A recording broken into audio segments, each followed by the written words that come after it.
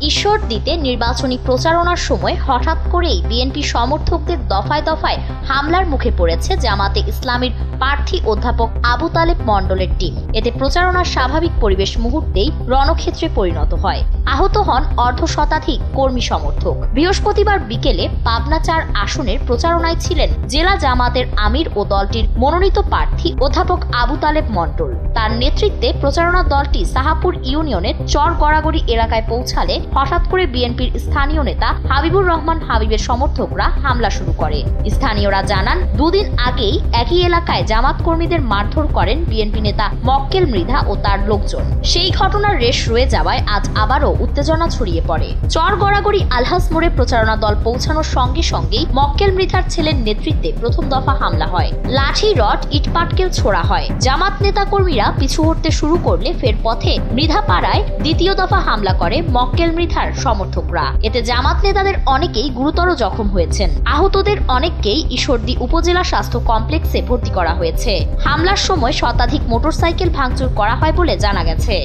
জামাতের নেতারা অভিযোগ করে বলেন, হাবিবুর রহমান হাবিবের সমর্থকরা অস্ত্র-শস্ত্র নিয়ে হামলা চালিয়েছে। আমাদের উপর গুলিবর্ষণ পর্যন্ত করা হয়েছে। কমপক্ষে ৬০ থেকে ৭০ জন আহত হয়েছেন। এ ঘটনার পর এলাকা জুড়ে আতঙ্ক ছড়িয়ে পড়ে। নির্বাচনের আগে এমন সহিংসতায় সাধারণ ভোটাররাও উদ্বেগ প্রকাশ করেছেন।